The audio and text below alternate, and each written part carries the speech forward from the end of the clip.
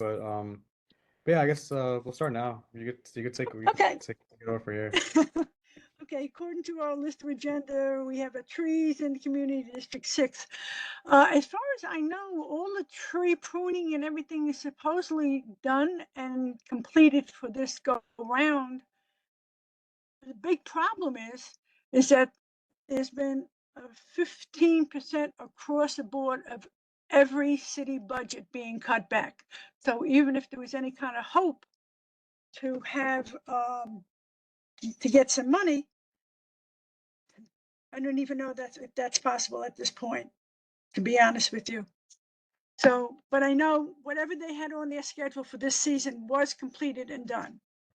So if there's any other questions, or if anybody knows of trees down or something, please call 311 first, get that important number. They'll give you a number, confirmation number, and then call the office and give it to them, and they'll do a record on it. Okay, City Field. Oh, yes, my favorite subject over here. Did any of you, I'm sure, Karen, you got the information from yeah, Rebecca?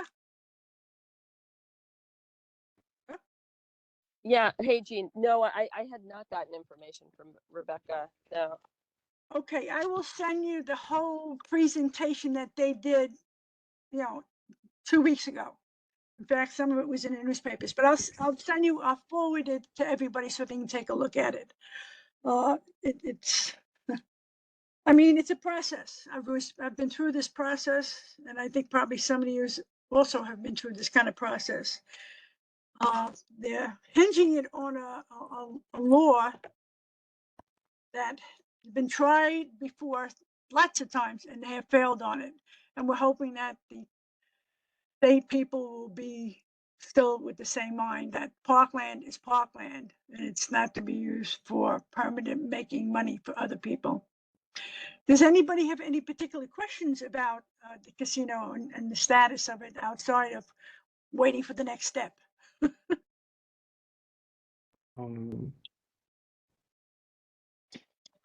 No questions? Really not. Oh, okay. So I mean, other than, like Steve Cohen's idea, like, are there other people soliciting ideas for what to do with that land? Can you speak a little louder?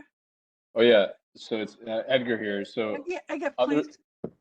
oh yeah, so other than like the owner of the Met, Steve Cohen, pitching an idea for the land, is there anyone else that would be able to like make an offer or pitch for like what to do with that land?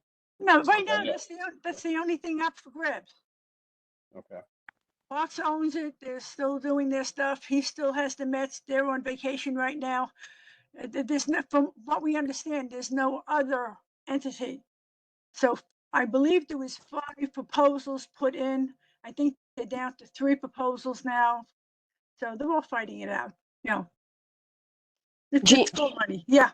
Jean, can you explain the parkland alienation piece? So if they were to do it, and they do it on the parking lot, and that's considered Flushing Meadows, does it mean that they have to like give parkland somewhere else?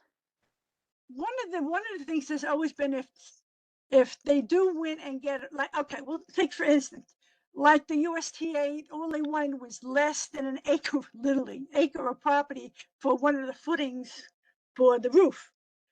I mean, let's be common sense here. Yes, when they do approve something, they have to give something of equal value or size. It is in there. But again, we're talking about a very large piece of property, even though you don't think so. It's a very large piece of property. Right. And if you're seeing the layouts of it, I'll just give you my opinion in one area to look at.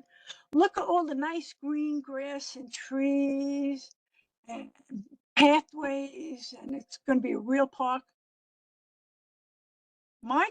As soon as I looked at it, I said, this is supposed to be a park. Okay, where's the kids' play area? Oh, it should be a softball or baseball diamond somewhere. There's plenty of land there to put a little field there for the kids to play. I mean, I haven't ripped the whole thing apart yet, okay? but the parts I've seen about it, it's very little money being spent, even though it sounds like a large amount of money being spent. But if you're going to do a real park, it's going to cost you millions and millions, just because if you have to put furniture, facilities in there, run electric stuff. I mean, this all has to be done. None of this is in there. And plus, the biggest onus for my part is that, well, they have it for the rest, that they get it built the rest of life. How much money are they going to kick back into the park? And I don't mean parks, which is the general fund, because it never comes money back into the Parks Department or Flushing Meadow. That's one of my key ones. If they do win for some reason, somehow, there has to be some sort of agreement that money gets put back into Flushing Meadow Corner Park, because they're using all their roadways. Again, you're not only using the 65 acres, 55, 65 acres there, you're using all the transportation, all right? You have the roads, the highways, all this have to be taken into consideration. I mean, they're putting this wonderful big lollipop in front of everybody and say, this is all yours. But once you finish the lollipop, there's nothing left. And that lollipop will be eaten up real quick. But that's just my opinion. But I will send out the whole presentation, and please take a look at it for yourself. And we can get together maybe in another Zoom and just talk about it ourselves. Sounds like a plan? Thanks, Steve. That sounds good. I think it would be, yeah, it'd be interesting to like dig more into this, especially because this is like the Parks Committee, like it's very specific to what are the implications for Flushing Meadows Park or other nearby potential park projects. I think like one question that comes to mind is, for example, I know Flushing Meadows Corona Park is going through like different potential plans or at least studies around flood resiliency, because Yes. the park does flood a lot when it rains heavily. There's like big pooling of water, and different facilities have been flooded there, and the highways get flooded around the park. So there's some really serious infrastructure issues with like stormwater management and flooding. And so it's interesting to just, and again, this is just completely like spitballing here, but like, you know, building a complex that is essentially largely like concrete, and how does that potentially help or hurt the situation, right? Like it's you know, if we're not adding parkland, and we're essentially building more like hard infrastructure, how does that play into the parks resiliency plan? So I think from the perspective of this committee and this board and how it affects the CB6, like those are the kinds of questions that I think would be important to ask. Okay. Can anybody just give me a quick, I'd love to have my face shown so I can be, I'm looking on the bottom, all I see is mute. You know, the bottom row here. There's a camera button. There should be a camera button Is next there to a- a microphone button. Well, it just says, is the mute, I don't think the camera's set up. I think that's what the problem is. Okay, I'm here. You don't have to look at my pretty face. Yeah, no, that's an excellent idea, because there's so much going out. Even with that, that's on a hold right now. You know, we got $365 million. I mean, we got a tremendous amount of money for that project, and it's just sitting there. So I don't know. It's, you know, it's the time what's happening right now in the world. Okay, let me see if I can do this. Okay. We have been asking for a gator. Now, a gator, I think most of us probably seen one at the park. It's just a small vehicle, looks like a little Jeep. Usually has 4 or 6 seats with a little bin in the back to put supplies and stuff to shuffle people around the park. Part of the problem is our district is in cahoots. Not cahoots. Actually, district number 5 and district number 6 share the equipment, share the employees, share, and we know what, when you use the word share, means. Whoever gets there first gets it. And this is the problem. They wanted a gator, so we've been trying for 3 years. And I spoke to Bob this weekend, and he said, really, we don't need the gator. I said, okay, what do you need now? So he said, because I don't have the, I want to show you the picture, but anyway, what it looks, that's what it looks like. Let me come over here. Close X. I'm trying not to hit something to eliminate myself completely. Yeah, because I don't even have my light on for the camera. So, okay. Well, I'll send it out to you until you see what it looks like. It's a smaller version of a garbage truck, and it's more capacity for getting it to smaller areas. And plus, you don't have to have any kind of special driver's license. So anybody who works in the Parks Department has a driver's license can actually drive this vehicle. So that's what's so good about it. So we're going to try to put a price on it, and we'll put a request in to change it when we come up with the budgets this year for next year. And talking about budgets, when I was talking to Frank yesterday, this 15% cut across the board, it's hitting absolutely everything. Right now, there's such a freeze in the Parks Department. Part of their freeze of this 15% is there's no more hiring. That's number one. Number two, no more overtime. One of the big ones is no more hiring. I mean, they are ripping everything out that they can. I don't see them solving problems. I see them causing more problems by doing this 15%. I feel if they really go into everybody's budget and find out who's getting all this sweet money for all these years, who really don't deserve it, and give it to agencies that deserve it, would be a much better idea. But that's just my take on it. I just think that they don't even know how much it costs to run a Parks Department. And since we're something like 38 or 42 on the list of 50 parks in the United States, which is a gross just for New York. I mean, I don't know how this mayor can even live with that. But the capital has been pushed back and almost on a hold. The expense is almost on a hold. As we know now, they dropped down to only the top three, and which doesn't really matter because we never get any of the trees anyway, because it takes so long for them to save the money to even get the project done. That's my little sarcasm. If I'm getting too personal, you're allowed to yell at me. Any questions about what's your thoughts on this 15% cut back on, never mind parks, just our whole system? I mean, all I know is I've been told I've heard usually when there's like budget cuts, parks and libraries get hit the most, like hardest. Uh-huh. So that's just something I want to share with other people who might not been aware of that. So usually when there's like budget cuts in the city, yeah, parks and library usually have to deal with it the hardest. Like we get the least love in that sense. But that's just the little, I guess, yeah. No, it was the same thing with the I'll get it out, participatory $1 million that they gave the community. No project in the Parks Department starts under $1 million. Excuse me, we can't even put a bid in. I mean, for 5 years, I said, this is ridiculous. It should be done on a percentage and a rotating percentage. So, at least every 4 or 5 years, we'll get something.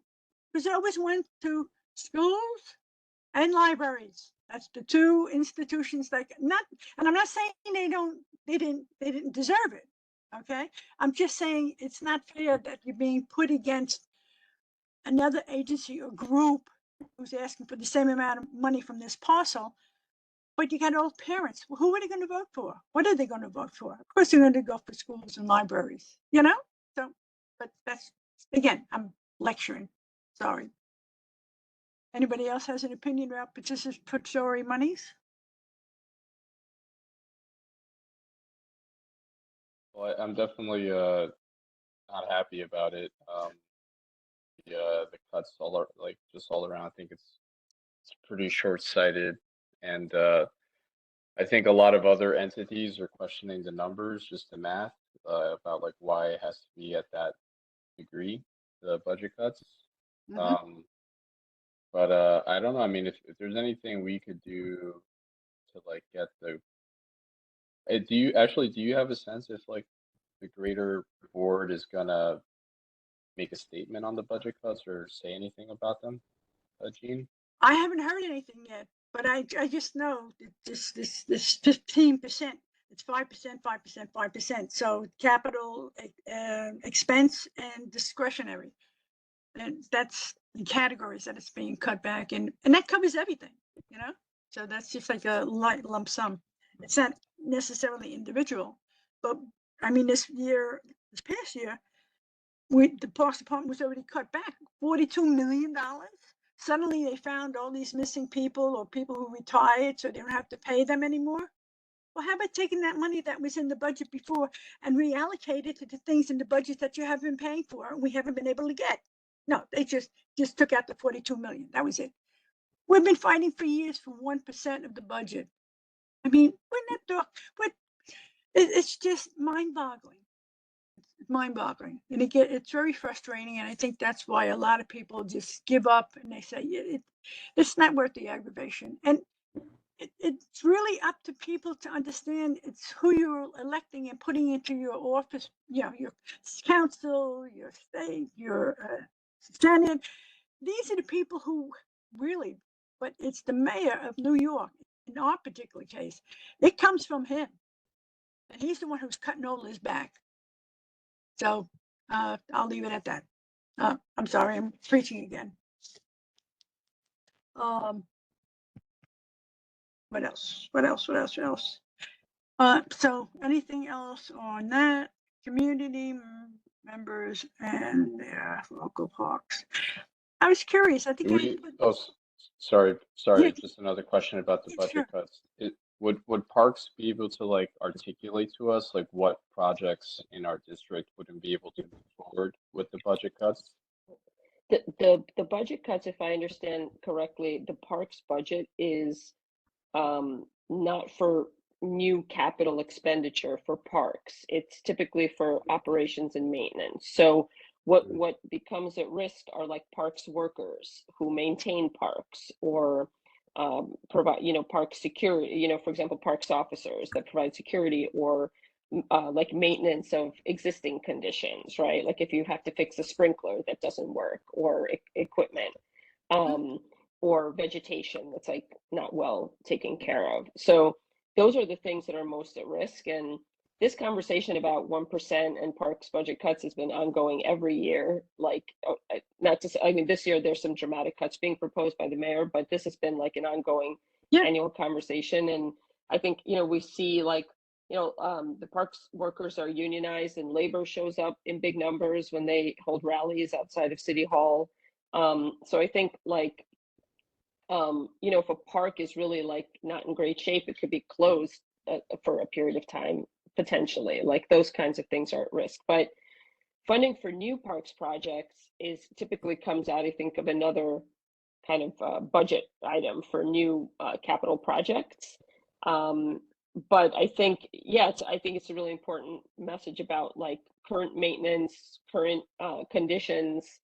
It's maybe not unlike the library conversation in a way, because if library services, library conditions, library hours are what's important to the public, you can almost make the same argument, right? Like parks conditions, parks hours, park staffing. Just change the name. It's all the same. Yeah. Yeah. Yeah. I mean, this committee did send a letter back in, I want to say June, maybe, or May or June. May or June, yeah. Calling for this 1% for parks budget. I believe you wrote the letter. It was a collective, like, exercise.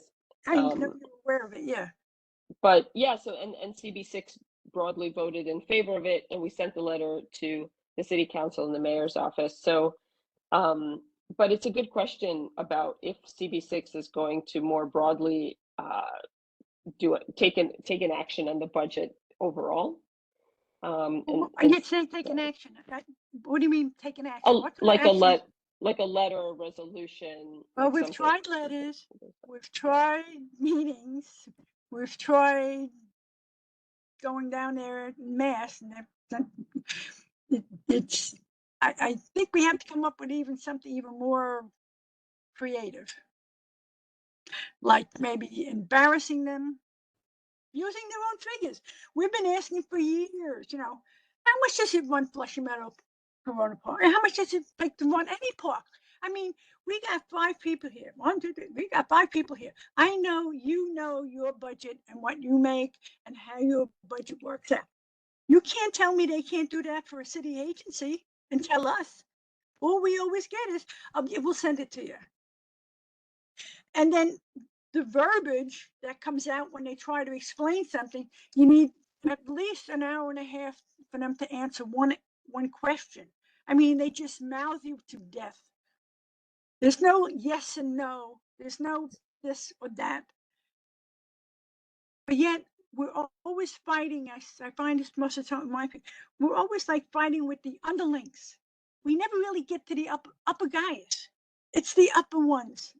It's not these poor people who are trying to make a living, working the park and telling you what they are told to tell you instead of them telling you. And it's not the truth or not. It's their job. Of course, they're going to say, if this is what they tell me to say, they'll say it, and they're correct because they still have their job.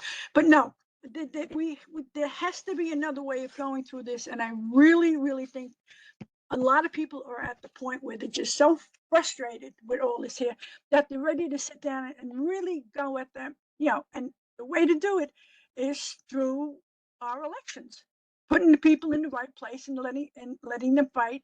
And then when you put them in the office, make sure you stand behind them.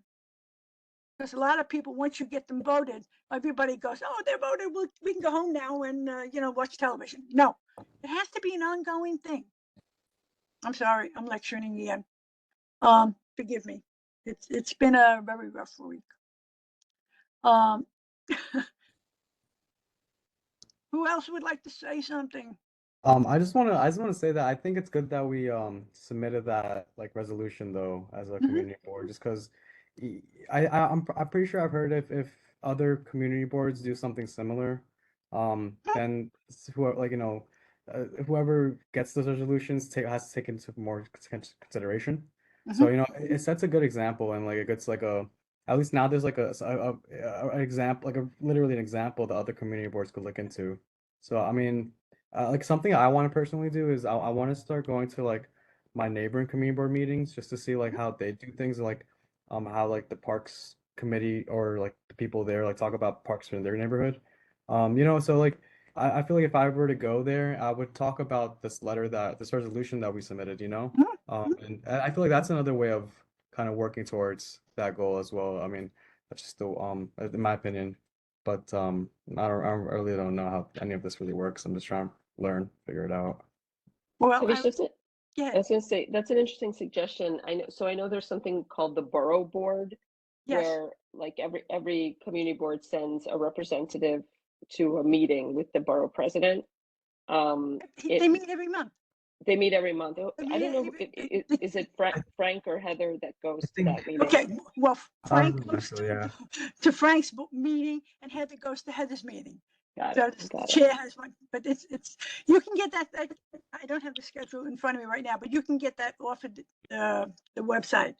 But they've all Yeah. been doing it. I think they're still doing virtual. Okay, it was always good, but we could go sit there and we couldn't talk, but just being there is more impressive. Well, what I was going to suggest is to ask, maybe to start with Heather to ask if that letter can be discussed. Kavish, to your point, like how to get in front of other community boards, if it can be discussed and then maybe replicated Sure. at the next borough board meeting.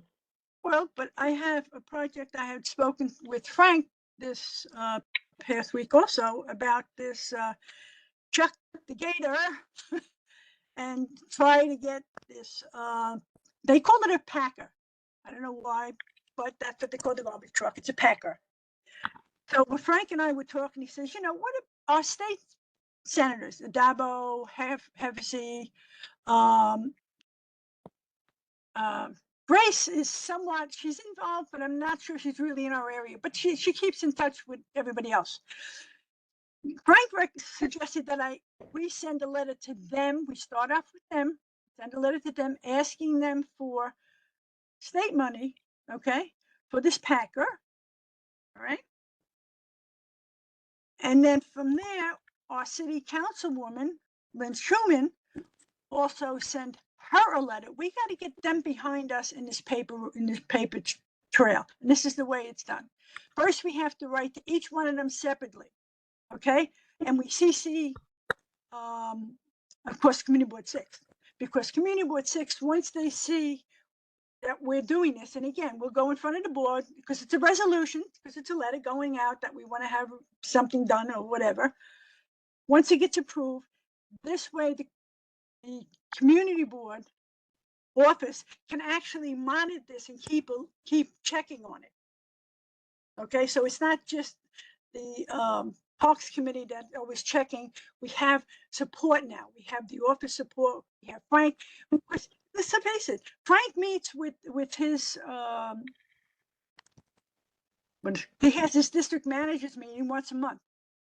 One of the things I want, and I've been trying for the 11 years or 12 years or 14 years I've been on this board, I feel if you're a chair or a co-chair, when Frank goes to the meeting with the borough president, well, not with the borough, well, when he goes to the big budget meeting with the Parks Department, that's when he comes and he reports to us at the meeting. This is what the park is doing and the mayor's doing and all this here. I feel the chair should be entitled to go. Let them choose. They want to go to the meeting or they don't want to go to the meeting. There is so much said at that meeting that is not reported. And I'm not saying that they're doing it intentionally, but let's face it, Frank or whoever goes to the meetings can only report, so much what's going on. Because a lot of it is just talking, we do this, do that. But you'd be surprised. You catch things at this meeting and you get to meet people like you're saying, people in other community boards. Okay. And then you can, it's a fascinating way. But I really think that any chair should go to any meeting that either the district manager has, or even, well, you can go to the executive board meetings. So, and that's good to get information and give and take conversation at our own executive board meeting. Have any of you done that yet? No? Okay. Next, okay. I know I'm throwing a lot at you, but it's basically building from here. I would like maybe all of us except me, and I'll explain why not me, put together a letter, one to for this Packer, and like I said, I'll send you the information. One goes to Lynn Schumann, and then we'll send one out to Hevesy, one out to Adabo, and one out to Grace. Okay, tell them, asking them that we would like to have some of this, if they can help us to get these vehicles, this vehicle that we needed for our community board district. Okay. How does that sound? We write an individual. We each write a letter individually. I was going to say do it individually, and then we can get together and then compare each other's letters, because some people are going to go one way on their thoughts and somebody's going to go another way, and sometimes you come up with a gem that you never thought of, and then out of that grouping we can come up with the letters that we want to send to who, and also CC Community Board 6, okay, to make sure they follow up on this stuff here. It's I think helpful if we're doing this exercise to have a couple of bullets on the utility of the vehicle, because I'm not totally familiar. Okay.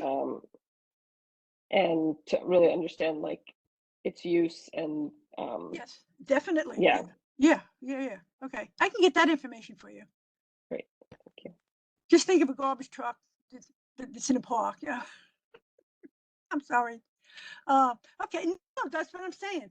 But I mean, that's what I like to do, is get everybody to do a separate thing themselves. We'll get back, say say 2 weeks. Is that too soon? Yes. The reason it's too soon, I can't do anything for about the next 4 weeks. I'm having surgery on Friday. They keep moving my dates around. Now it's settled. It's on Friday. I'm having a left shoulder completely done over.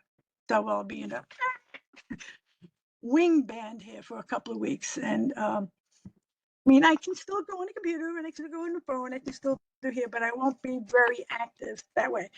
But at least the first 2 weeks, it's not going to be very good. So if you give me maybe 3 or 4 weeks, and we can all communicate with each other. We all have each other's information. And yeah, it's a process. So this is what I'm suggesting, that we do that we get together, and then like you had this question about, putting bullet points on that. I think that's a great idea. Somebody else might come up with another idea that somebody didn't think of. All right, sounds good. I love it. And then, would anybody like to volunteer to be the person to put the letter together? I mean, we could, I guess when we could decide on that after we Yeah, that's what I'm share. saying. Once we get together and go Yeah. through it and get all the points that we want to pull out, and Mhm. obviously we need someone to put the letter, or what do you call it again? The that we're going to present to the board, the resolution, to the board. But and then gets attached to that, the other stuff. But anyway, but I really, I am not a letter writer. I'm being perfectly honest with everybody. And this doesn't have to be a 5-page, whatever. Really, I believe in 1 page, 3 paragraphs, and thank you very much, and sign your name. Okay. Short, sweet. People don't have time to read all this. Sometimes people get a little crazy over here. But anyway, so think about it. When we get together, we might just put it together ourselves. Oh, yes, it's good. We'll put this here. We'll put that there. Then we'll maybe I'll go to the office and ask them if they're how we should construct it or whatever. Or if somebody volunteers to do letter writing. But anyway, I'm not gonna pressurize anybody. It's not. I don't think it's a big thing, but it's an important thing. How you put it together and get it out. Look, it's coming up to 45 minutes. I've had your time here. I'm trying to see if there's anything else that I've left out from my little notes that I've been doing off and on. Oh, only one thing. I know each one of you have your own favorite park that you go to. All right. Would you give us like a minute or a minute and a half?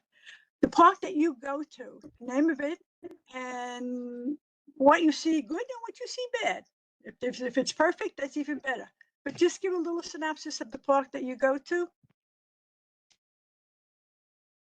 I could start. I live across the street from Horace Harding Park, the park next to PS 206. I'm So very familiar with it. yeah, I think it's pretty good. They're renovating it, so like most of it's closed down. I think the That only real project, I'm issue telling you now, that project's on hold. it's on. Oh well, It should have been that's done 2 years ago, oh okay. because it's all, the money is, everything was there. But Mhm. now with this cutback, that's on a hold now. But I'm Okay. sorry. Go ahead. Just That's wanted to bring it unfortunate up. because they closed off big parts of it. That's unfortunate, but yeah, I think it's solid. I mean, most of it's closed off, so there's not much going on, but there's still rats some like often like at night they definitely are around.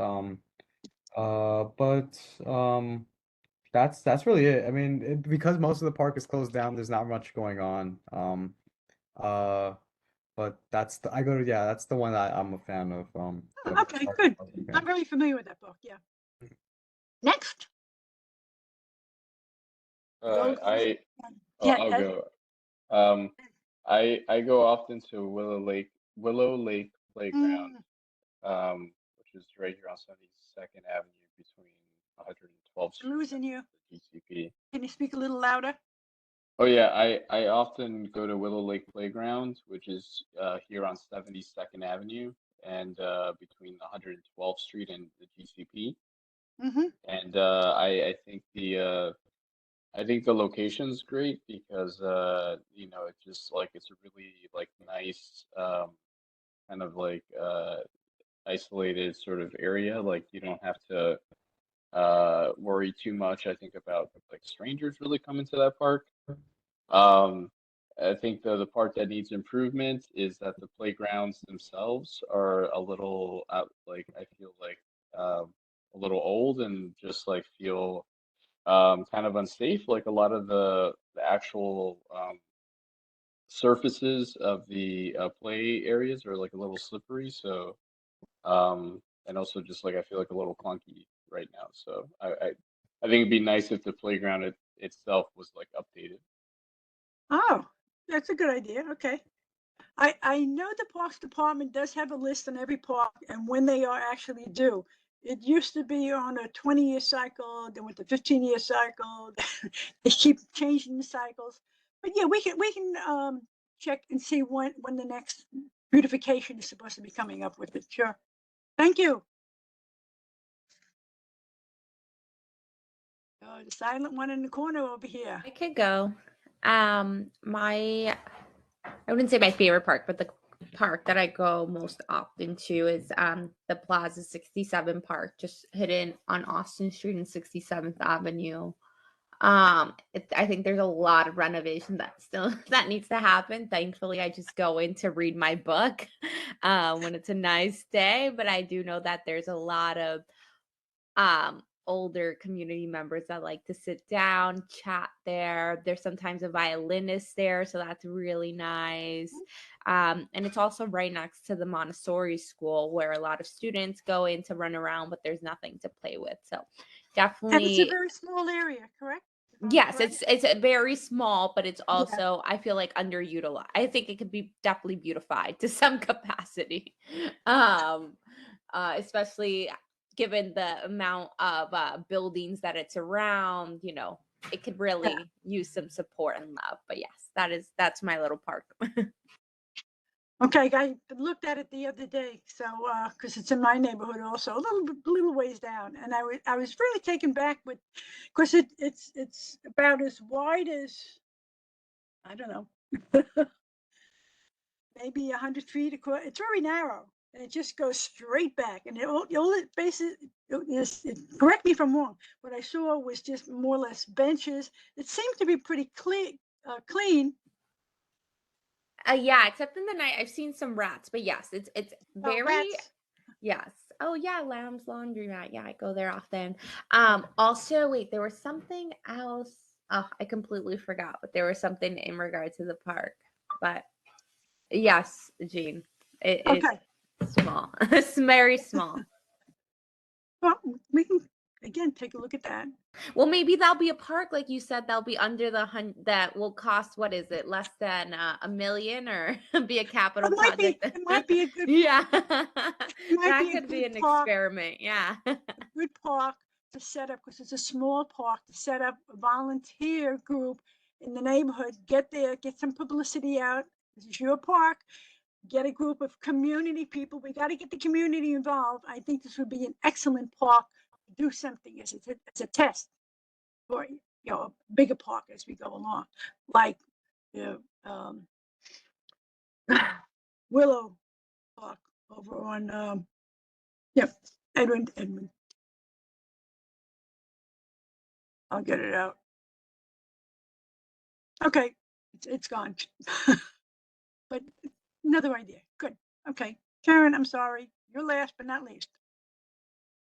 Hey everyone, it's great to hear like everybody's favorite parks, and also totally agree with Kat that like a low lift investments in some smaller parks could go a long way.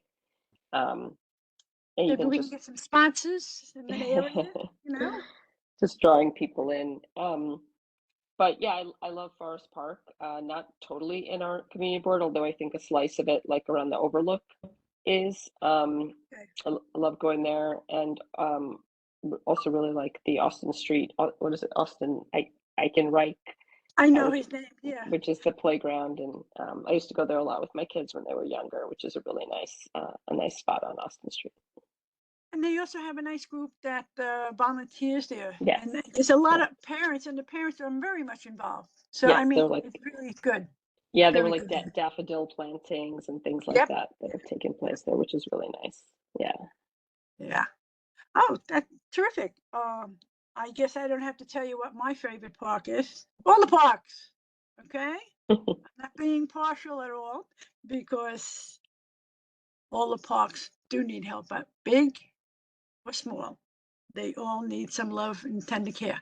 I'm definitely going to get a hold of Ron, which is a district manager, and find out. My theory is really simple. If you run these parks, you should know what they need. Because when I asked Frank, it seems like, oh, no, it's okay. They don't need this here. I think maybe what we can do, maybe in the winter, on a nice winter warm day, we could set up a little group visiting different parks and trying to get our own ideas and come up with our own ideas at the parks. You know, even in the winter, as long as there's no snow on the ground. But, you know, if spring comes, fall, whatever. But that's something in the future that we can possibly do. But right now, I want to let you have a decent evening at least. I really enjoyed this meeting, even though I was late. Now, excuse me. We will keep, and please bother me. Please email me, text me with your ideas, suggestions, whatever else. If you want to go for a walk one time, or I can't drive for a month, so we might be not for at least a month. I can't drive around. So, but what things we'll do in the future, and I think we have quite a bit right now on our plate. And I want to thank you for coming out. And any last, comments, suggestions? Yes. Yeah, I just wanted to share a couple of links with you guys regarding like the street trees. Oh, So there's this program called like this being like you can be like a steward. It's like a stewardship program for the Parks Department. you're talking about the I know Flushing Meadow Corona Park stewardship, or you're talking about the super stewardships? There's two different this programs. yeah, the super stewardship program. Stewardship. Okay, So that's yeah, John so or you could Josh? what's Yeah, up? the gentleman who runs it is either John or Josh. I always, Oh, the- okay. yeah. Yeah, but so I like got involved with that like 2 summers ago or last summer. Good. It's like a free program. Like they teach you how to like take care of street trees in your neighborhood if you want to, and then there's those two links they're kind of like together. Like the first one, I mean, the first one is the map that the stewardship program Mhm. uses. Mhm. So you go look in your neighborhood to see what like trees are in your neighborhood and what kind of work's been done to them. And that's like a way you guys could get involved in your own neighborhood, or if you want like to like, I'm technically a super steward. I got like a hat. They give you like free like a hat and like tools and Uh-huh. stuff. I haven't used it yet, but if you guys, when it gets warmer, if there's some trees you want to take care of, you could get the stewardship yourself, or we could work on it together, or we could do something with the community board. I don't know. There's a lot we could do with it, but I think it's an Yeah. important thing for people to know about. Yes. Yeah. Information is always good. Yeah, it's So like they you're teach going to you just and email all of us that information, oh or? yeah, for sure. Yeah, I'll